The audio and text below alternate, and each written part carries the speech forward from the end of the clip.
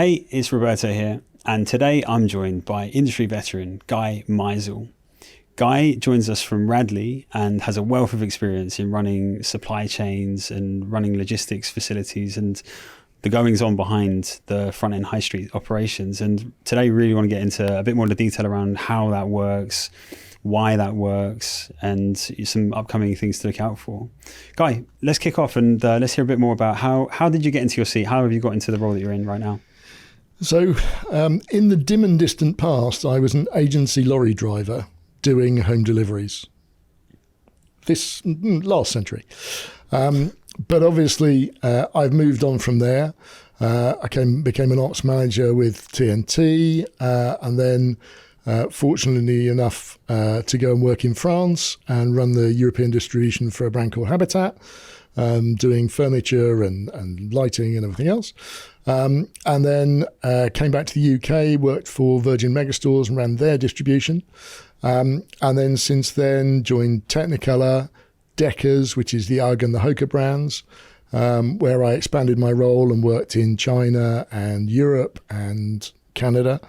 And then joined Radley on a 10-day contract as a consultant to look at their strategy. And then after a few days, they asked me to stay. And 5 years later, here I am. Wow, okay. So they must have liked you there then. One hopes so, yes. Yeah, and it sounds like you're well travelled as well, part of the Yeah, coverage. I've been very fortunate to work in a number of places across Europe, but certainly in my time with Deckers, I was working in China and Vietnam and Hong Kong and California. And even with Radley, we've moved the US distribution from an East Coast New Jersey site to Memphis, so we're sort of centrally based. We've got a great distribution network as a result in the US. Nice. Okay. And so with your role as operations director, tell us a bit more about, the responsibility that you have and the areas that you cover. So the simple way to define it is if anything goes wrong, it's my fault. Right. So I started as the logistics director, then became the supply chain director. So I picked up responsibility for the factories and quality control and elements like that. And then when I became the ops director a couple of years ago now, I picked up IT as well. So the end-to-end processing of stock from placing a purchase order on a factory to delivery to Mrs. Smith in E17 all sits with me. And then the IT infrastructure that sits over that and under that is also mine. Okay, all right. So broad coverage there. And so across all of that, what would you say has the biggest impact to the success of you delivering your outcomes? So it kind of comes down to inventory management. So the worst case scenario is I've got stock in my stores that I don't know is there, therefore I can't sell it. Or I've got stock in the stores that I believe is there, but is not physically there. I won't replenish that stock because I don't know it's there, therefore I can't sell it. Sounds like both of them cause a problem. Absolutely. And it's different forms of the same problem. So the inventory fundamentals are based around your master data. That is your starting point when you're creating a product and you associate it with a barcode. And then you need a repository so you have one source of the truth for everything that relates to that product. And that can be everything from how many are in a box, how big is the box, how many boxes go on a pallet, down to what's the labeling on the product, what are the regulations that are appropriate from that product, and even down to this product came from this factory, and are we sure that factory is safe? Therefore, within that, you've got the audits and controls of a factory to say that there is no slave labour, the staff are looked after, the staff can unionise if they want to, all these sorts of elements that go into the factory audit process. Yeah, and that's quite interesting because more and more we're starting to see that that's becoming a requirement now on retailers now to own the record of that. Yeah. How's Radley coping with that? So we're in the middle of a project on the digital product passport. which is the critical one that kicks in next year, whereby every manufacturer who ships goods into Europe needs to know where those goods have come from. And this is one of the biggest challenges for businesses as they stand today, is the increase in rules and regulations, starting unfortunately from Brexit, but also then the European Union regulations. Importantly, they have become more strict and controlling, whether that's something like EUDR, which is one of the new ones, which is the deforestation piece. So how many trees were cut down to feed the cows that made the leather that went into the handbag? You need to know that? Yes. Wow. We will. It's one of the stages that's coming up to us. And it's things like that that make that master data piece absolutely material to the success of business. So if you get that master data piece right, then that will lead you on to being able to report on these things, being able to document these things, and being able to be compliant. Compliance is often seen as a cost to a business. It's not. If you're not compliant, it will be a cost. Trust me, because some of the EU fines are percentages of turnover. They sound heavy, yeah. That's painful. Yeah. And because you see that kind of issue with CO2 reporting, and the scope that you're describing there actually extends well beyond that. Oh, absolutely. The whole sustainability piece, one of the new challenges around the sustainability piece is there's another EU regulation about greenwashing. So there are words that you can no longer say it's environmental. Well, it doesn't mean anything. It is environmental. Is it good for the environment? Have you taken carbon out of the cycle of a product, or have you still put slightly less carbon into it? How much water have you used? How many chemicals have you used? What is the product made of? So you've then got the REACH compliance, which is the kind of the global standard for what's in your products. And one of the new painful ones that's coming through is PFAS, which are these microplastics that turn up everywhere, turn up in the food chain, turn up. And so there is a whole new set of regulations coming through in relation to the control of those PFAS elements. I should be able to remember what PFAS stands for, but you can't. Yeah, plastics, right? Forever plastics, I think they're calling it these days. Yeah. And obviously the environmental bit is really important. Keeping track of where things have been sounds like the next stage, and that's you described the passport. Yeah. Tell us more about that. So the digital product passport, every product that is sold in Europe, and different product groups will come in different phases, needs to have a digital product passport. So that means something like a QR code that will stay with the product for its lifetime. So it can't just be on the hang tag that's thrown away once you've purchased the handbag or the clothing or whatever. It has to stay for the life of the product. So that needs to tell you where it's come from, what it's made from, the ultimate things like the level of water usage, the level of chemical products. And this needs to be available. Once you scan that QR code, it will bring you to a web page that will say this product.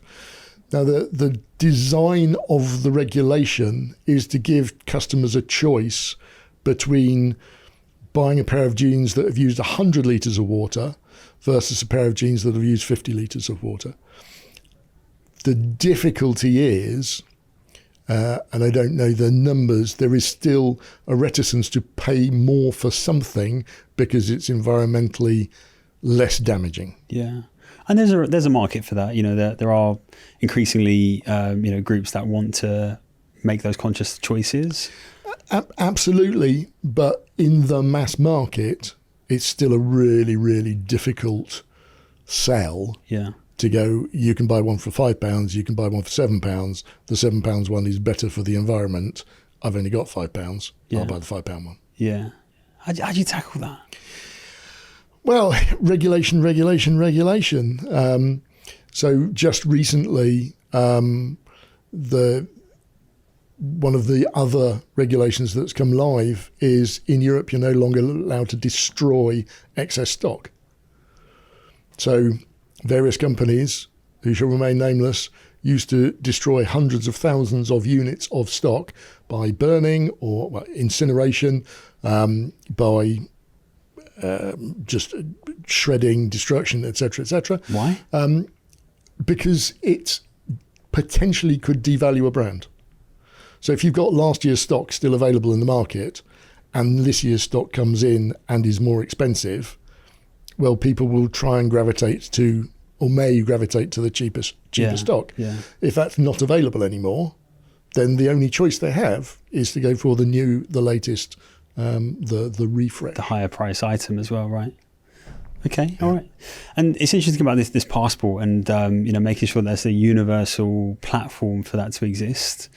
There's obviously some work to go to get to that point, and everybody has to agree together what that's going to look like. Yeah, ultimately it will be linked to a website, and it will be generally, if it's a brand, it'll be linked to the brand's website. So it will be a set of pages that are not visible generally to the public, and you will only see it if you go via the QR code on the product. Yeah. You can also do it via NFC. But those are ultimately the only two ways that you can ensure it endures. Yeah. And with Radley operating primarily in the UK and US, are there workarounds here? Are there ways that we can avoid this? No, because our website will offer to send it to Europe. Therefore, we have to be compliant. And the UK government, is a little bit behind on some of these things, but it's coming. Yeah. And the other kind of sustainability element around that is all the regulations now around packaging. So Radley as a company, I contribute to the cardboard and the plastic that I deliver to your house with your good lady wife's handbag. I will contribute through WRAP, which is a government organisation, to the local taxes that you pay, because I am generating recyclable waste, or ultimately non-recyclable waste if I use nasty plastic bags or whatever it is. And that is new as of kind of 18 months ago. I am supporting your local council with collecting your bins. Thank you, Guy. It's my pleasure. So on that, you talked about QR codes and means to track items, and we're seeing this a lot in the logistics spaces. RFID is becoming quite commonplace, and we're seeing that also filter through to the store as well, and execute in transactions as well. So how's Radley using RFID? So we use RFID for the US market. RFID is very, very clever. It is a microchip with in effect an aerial attached to it, which you'll generally find under the stickers on swing tags, sometimes in the collar and in the labels of product. And if you throw a radio wave at it, it will power up the chip, and the chip will respond and go, "Hello, I am this product." The thing about RFID, it's not this product, so I'm jeans, blue, size 32 long. It'll go, "I am pair 97 of 2086. So it is each individual product. And that's slightly revolutionary for a whole selection of reasons. RFID enables you to control product and identify where product potentially is being diverted, being able to identify counterfeit product, and also in a retail operational space, it is brilliant because instead of having to look for a barcode on a product and scan that barcode and then look for the next barcode and scan that, with an RFID reader, you can scan thousands of tags per hour without a problem. When we rolled it out for Deckers in the US, we did the whole of our Fifth Avenue store in about 2.5 hours. Wow. That was all the product in the store was counted. And that means you can make sure the product's where it needs to be so that the customer can buy it. And it's a really, really critical element, because having it in the back of the stock room doesn't help, because the customer comes in, looks, can't see it, they'll walk out. If your staff are busy, or if they're dealing with another customer, have I got time to wait? No, might pop back next week, or I might go somewhere else. So that's a lost sale. But if you completely manage through RFID, you can make sure that the size of everything is available on the rack. Because that pair now will potentially be discounted because it won't sell through, and therefore you're going to take a margin hit on it as well. Yeah. And that's where RFID comes into its own. That's good. And actually, just thinking about merchandising and keeping, the shop fronts looking, full. I saw an article the other day around Tesco with robots running around doing the same kind of thing. Do you think that will catch on? I think it's one of those at an industrial scale. Absolutely, it's brilliant. Tesco's and a couple of other brands that have started to use that technology. I can't remember what the robot's name is, but they're looking for gaps on shelves to trigger replenishment from the back of the store, or if it knows that there are none in the back of the store, it triggers a message back to head office saying, please send me another case of bird's custard, whatever it may be. It works if you've got, that mainly operates on machine vision, so it's actually scanning every single shelf, and that works where you've got that sort of organisation. But if you think about a clothing store where you've got a rack that's got 27 hanging jackets on it, what sizes have you got there? I have no idea. The only way you can do that is through RFID. Right. So the Tesco's model absolutely works for that sort of retail environment, but there are equally RFID-laden robots that will go wandering around the store scanning everything. So on a continuous cycle, triggering, I haven't got a size 42 regular jacket, I've got one in the back, send a staff member to go and get it. Yeah, and this is why people are still going to be necessary, right? Because the robots can only get so far. Yeah, the robots can only go so far. It provides the information that triggers a human to do it. And just on a slight sideline to that, there is a website now called rentahuman.ai. Yeah, I've seen it, yeah. Scary place. Well, but it is, to a degree, it's where the world's going. It's where an AI needs the support of a human being to do a coffee tasting. What does this particular brand of coffee taste like? I'll rent you for 2 hours to go and drink coffee and then tell me exactly what you thought of the coffee. What a job. And compare it to a different brand of coffee. Yeah. And off you go, and I'll Venmo you some cash. Yeah. And this is the thing about AI. Obviously, it's doing all sorts of crazy stuff, and every day there's a new use case, there's new tools doing new things, and we're in 2026 now, and you can see how this thing's really evolved over the last couple of years. And I went to Retail Technology Show this year, and everyone was talking about AI. It seems to be everywhere. Everyone has to have some comment or an application that's engineered with AI and has AI capability. Are we at a point where there's just AI washing going on? So this is a really, really difficult one. There are different scenarios. Everybody is adding AI to their existing solutions. Some of that's valuable and some of that's worthwhile. But at the same time, there are big companies out there that are really struggling to make AI pay for itself. So one of the classic ones very recently was Uber. So they were using AI, and using more AI than they thought they were. They ran out of their annual budget of tokens after 4 months. But their COO came out and said, I'm not quite sure of the business case for AI. And AI was autonomously fixing bugs. So a bug would get registered somewhere, and then AI would go to work on it, resolve it, done, resolved.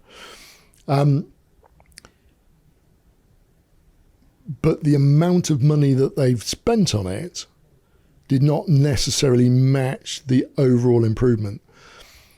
Ford switched to AI for quality control on the factory exit, and said, right, we don't need these people who've been examining the quality of a car for however many years. And then they went, no, the AI is not quite as good as the humans. Let's ask the humans to come back. Oh, look, the humans want more money now. Yeah. So there are examples where AI is hugely beneficial to businesses, and we're thinking about things like merchandising, planning, forecasting, where you're dealing with massive data sets. And brilliant. But I go back to the start of my master data piece. If you feed rubbish into an AI, you'll get a really fast wrong answer.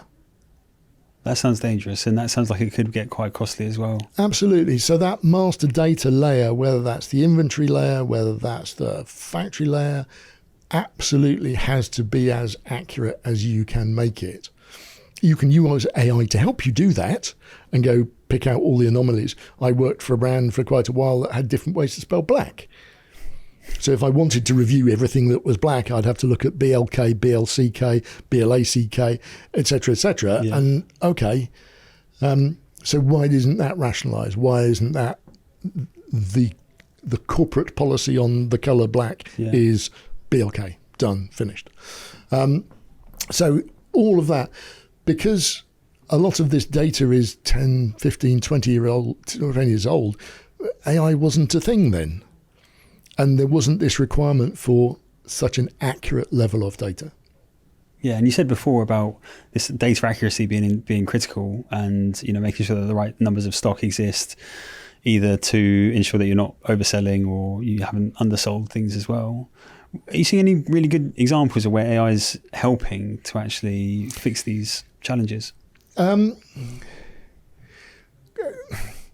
So not necessarily around the inventory piece, because the only very, very public one is Starbucks, and they've canned their project. They spent 9 months using AI to count stock in stores, and after 9 months went, no, it's more accurate to have humans do it.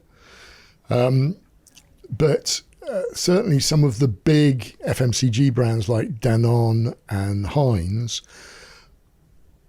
are using much higher levels of data to forecast more accurate for their factory builds of products. And I know Danone, I think it was 40% improvement in their forecast accuracy, because AI can take in much more data. Yeah. And can even look at, depending which way you want to play it, can look at, well, what's the political climate going to be? What is... what are the things that will affect retail sales?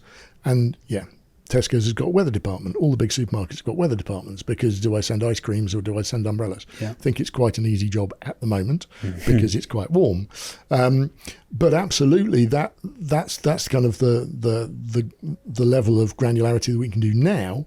The level that we can take it forward to is any data that's out there on the planet can be used to enhance the forecasting process. Yeah.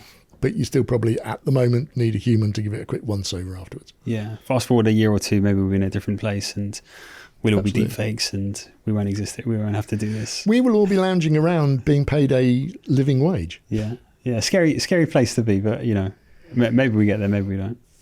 I think creative stuff and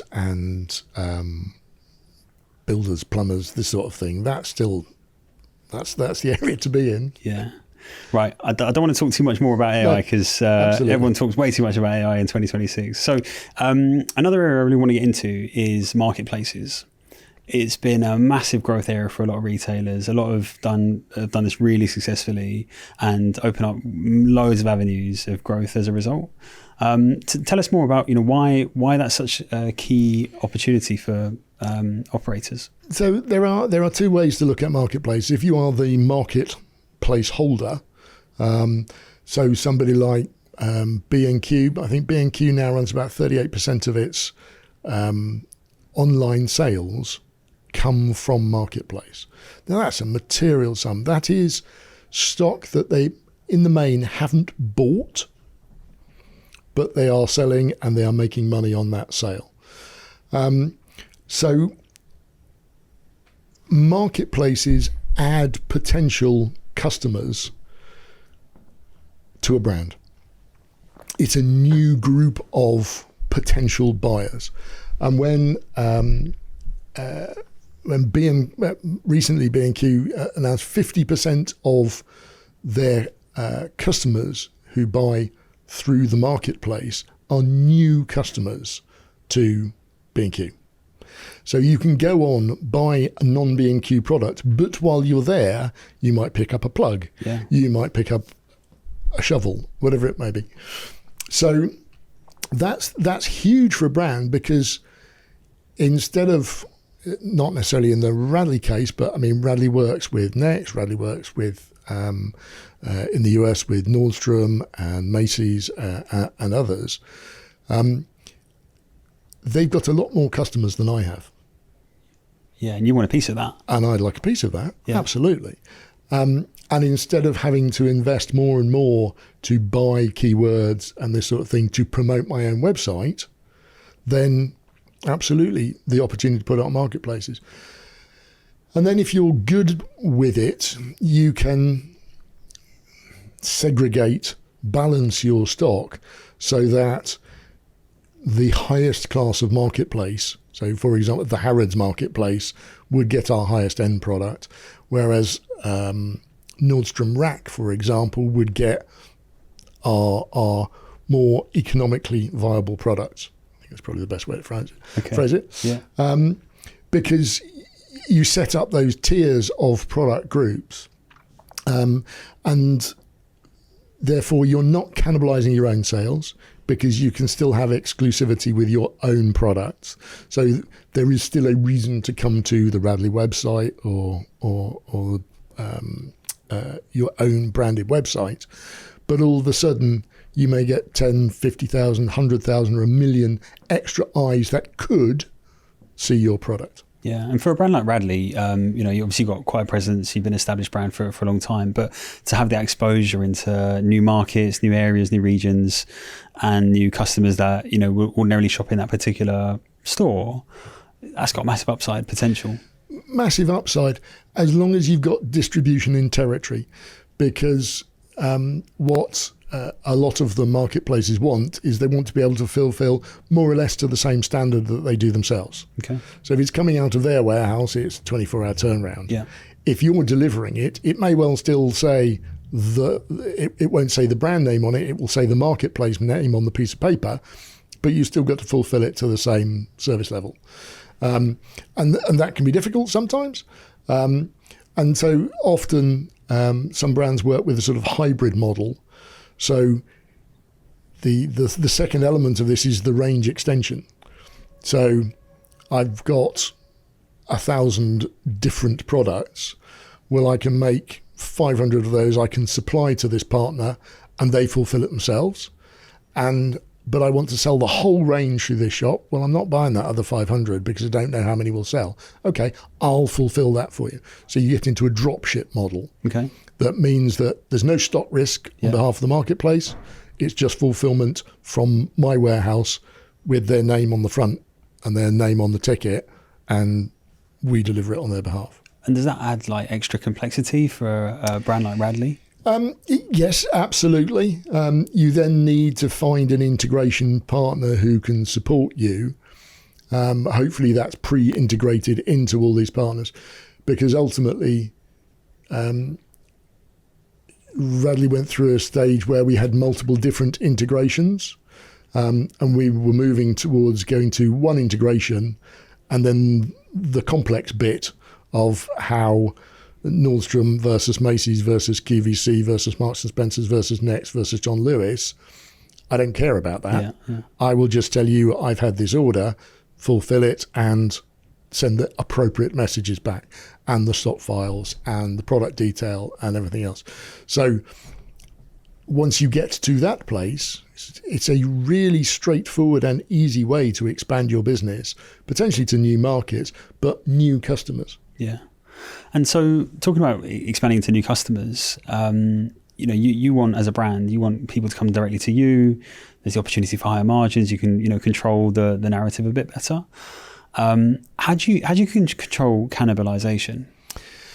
Well, it is that fact that there are a million people who haven't been to the Radley website, but have been to the Marks and Sparks website. So if I can get my product visible on the Marks and Spencers, that's a million pairs of eyes that could see the product without me having to spend £1 million to get hold of those customers. So yes, absolutely, there is a risk of cannibalisation, but there's also a risk of material growth if you get it right and if you collaborate with the marketplaces. And maybe it's an exclusivity deal. I've got this product and you can buy it everywhere, or you can only buy the green one from this marketplace. Right, okay. So, and that's where you see exclusive colorways that only exist in certain places. Yeah. Okay. Yeah. And again, it's that tiering of a more expensive product maybe only available in from two businesses, but a medium product that may be in 5 businesses and a lower product maybe in 10 businesses. And you're just driving that thought process through your product catalogue. Yeah. So looking forward then, what do you think are some of the trends? What do you think the future looks like? You can stare into your crystal ball at this point. I guess the importance of data will become more and more important. And the accuracy of that data. Otherwise, brands will spend days and weeks and months combining multiple spreadsheets in order to generate the reporting necessary, whether it's on the CO2 piece, whether it's on the sustainability, how many boxes did I send out weighing how much cardboard, because at the end of the day, I will pay X pounds per tonne for that. So the more accurate that is, the lower that bill will become. So everything to do with data becomes more and more critical in order to enable reporting and visibility of your sustainability figures and that sort of thing. And then you've got changes to the tax and the employment challenges. Yeah, that's government policy that's just killing the market at the minute. It is proving very, very difficult, particularly for retail and for the entertainment business, for pubs, clubs, etc., etc. So one of the so what can you do in store to take away some of that workload so you can cope with less people, but at the same time, the challenge it's put, Saturday is the busiest day in a retail store. Always has been, always will be. There's no debate or discussion about that. Therefore, you need an extra body on a Saturday. So that's where the Saturday jobs in that my kids started in retail and got a job in the local supermarket and all this sort of thing. And they worked Saturday. And that was great. And it taught them how to do stuff and go to work and get up on time and that sort of good stuff. That's at risk of going away, and that's a problem. And that's an operation with 20 odd, 30 odd stores, 500 people. Yeah. So you can see how other brands at that kind of scale, higher or lower, it's a big number to fill. And the way that you've resolved that £1 million is you either put your prices up or look for cost savings elsewhere. Yep. Maybe a balance of the two.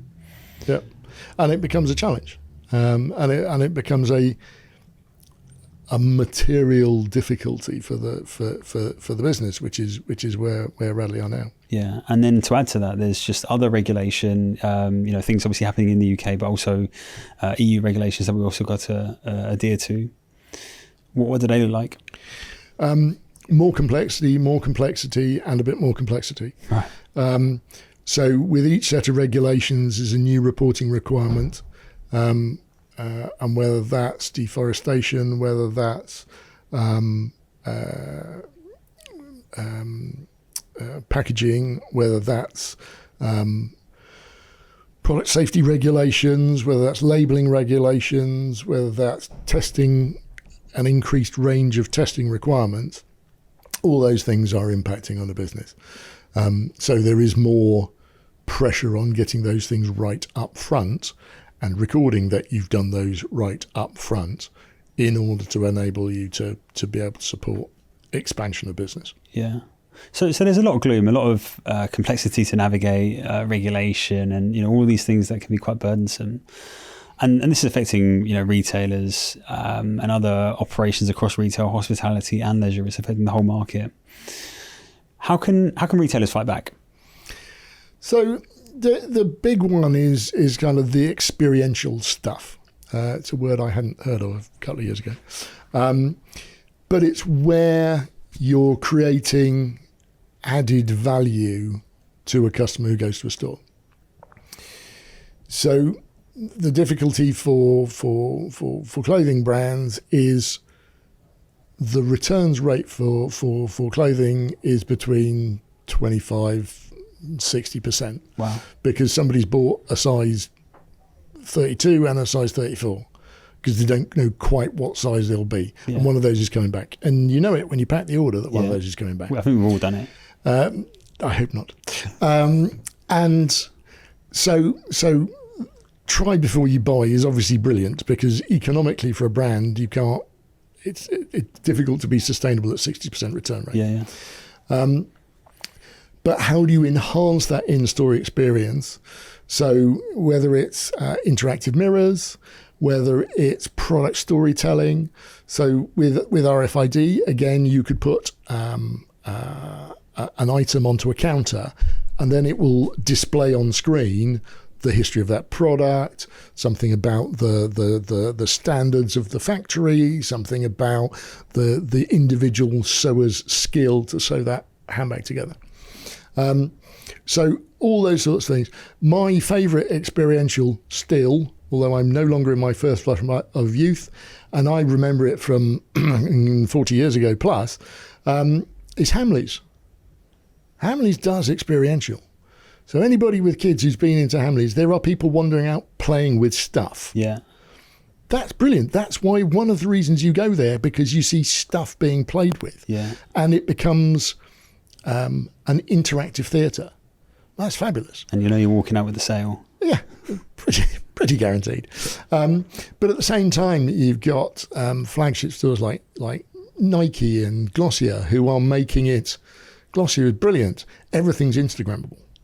Everything is driven to be able to promote the Glossier brand and the influencer who's in store or the human who's in store who would like to become an influencer. Nike, everything from gait analysis to let's have a game of basketball, all that sort of thing. Sweaty Betty, Gymshark doing early morning. Little communities, aren't they? Within the community build thing. Therefore, you'll go back into the store. So all that experience, it takes you to then one view of the customer, which is also really important. So whether that's a customer in store or online, you know that is Guy who has bought this before and that before and that before. Therefore, the upsell opportunity or the targeted promotion is much more accurate because they've got my full history and they know where I've been and what I bought from where. But that's where retail will carry on winning. I genuinely don't believe that we will see the end of retail. It's been talked about for many years now. Yeah. It's still out there. It's still going on. It's horrible out there at the moment. Yes, absolutely. But I think it's got an absolute future. How can you buy a sofa unless you sit on it? This is very comfortable, by the way. Thank you. Yeah, we try really hard with the setback here. Make an impression. No, but you touched on some really interesting aspects there around trying before you buy, the returns. I feel like that's a really big problem area. It was something that I think people struggle with when online retail kind of started, and then it just became accepted and general knowledge that you would order multiples of the same, knowing that these are going out and some of them are going to be coming back. And tackling those, obviously there's a cost attached to that for both parties. Absolutely, which is why more and more brands and retailers are starting to charge for returns. Yeah. And some big companies are actually blacklisting customers. Wow. Because they are serial returners. 90% of what they buy comes back. Well, there's no valid business case for that, because you look at the profitability of that individual customer, there isn't any. So, yeah, people are being kind of blacklisted from websites as serial returners. And it's not necessarily something that has been picked up on, much more so now because it is becoming such an issue. But yeah, absolutely, you didn't necessarily look at an individual customer's profitability. You just looked at, well, they bought 27 things. They're a great customer. Yeah. 26 of them came back. I didn't see that bit. And that experiential side of things, there's a lot of retailers taking up that aspect of winning over customers, maintaining loyalty, and I think you can see the community aspects and what they're doing in that space, actually making a customer more loyal and probably learning more about that customer to actually make sure that there's a real sale and there's less of the return taking place, because they might have tried it out as part of the experience, or they might have been analysed for the right fit first time, so they know next time they only have to buy the one size, because they know that at that particular brand it fits in a certain way, and they can minimise that. So a little bit of cost up front, a little bit of time taken up front actually saves lots in the long run. Yeah, no, absolutely. And again, there is a business case for AI here, being able to either do the replication of you wearing those clothes and definitions of the dimensions and how it will fit and how it will hang and this sort of thing. So there are a number of companies out there now really pushing that hard.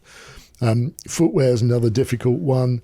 Also high returns rates generally, because size 8.5 for this brand is slightly different from the size 8.5 from that brand and that brand and that brand. I walked into a footwear store recently, wearing a pair of their shoes in a 9.5, and I left wearing a pair of 8.5s. Same identical style, colour. Makes me sound a bit sad, but they're a really robust working shoe as far as I'll go. But for some reason, the same shoe now has a whole size variance for me, which is I don't think my feet have got any smaller. Yeah, just on that, I'm a real loyalist on my footwear, so I've managed to find a place where I know exactly what I can buy. I don't need to return anything, because I know that I'm buying just a different colour of the same thing. You are a footwear company's favourite customer. Hopefully they might sponsor me. Nice. No, so I think the virtual try-ons, I think the experiences are really the opportunities there for retail, to use those spaces that they've already got. Obviously they've got high street prime locations in certain instances, or out of town, again still prime for certain use cases, and so retail can't be dead. I think they've been talking about it for way too long for it to be Absolutely. real. It's just going to evolve. Yeah, and you've got the reverse side of that, where it's about personal service. So in the town where I live is a bookshop. It's a real bookshop that sells real books. It's not part of a chain. It's a standalone store. Wow, I read about these kinds of places. And it's fabulous. And you go in and all the staff are happy to support and recommend something. Oh, I read this, it was great, and it's interesting. That's fabulous. And that's a reason to go there. And I would prefer to go there and engage with a human than order it online from a well-known whatever, because that's an important part of wandering down the high street and I'll just nip in. Oh, look, that's a lovely book. I'll grab that. Yeah. Or that's an interesting story. Yeah. So that's the reverse side of it, because the small retailers haven't got the money to spend millions on mirrors that reflect things or that sort of thing, but they can do customer service and customer interaction at a whole other level, because you're only dealing with 6 people. Yeah. You can't do that in a massive chain store because everybody's different. Yeah, and that's where people need to measure their time, as in this era of AI. I think the people skills are really going to be important, and if retailers can measure on that and deliver a higher level of service, I think that's really going to attract the crowds. Yep, absolutely. No, completely agree. Good. Completely agree. Well, Guy, look, thanks a lot for that. I think you've given us a really good insight around how the operations work around at Radley. Obviously, in the current light of the situation at Radley, can you just give us a little rundown as to where things are at, what opportunities lie ahead for anyone actually watching this? So Radley, sadly, is now in administration. The brand will carry on as a licensing model, and there are opportunities on the website. Material discounts are available. So dive into radleyandco.uk or radleylondon.com for any of your American viewers. Yes, grab yourself a bargain while they're available. You're not getting that hat, though. That's a one of one. We spotted that earlier. It's a one of one, that. Absolutely. Collector's item. Nice. Absolutely. Perfect. Look, Guy, thanks a lot for joining. Pleasure.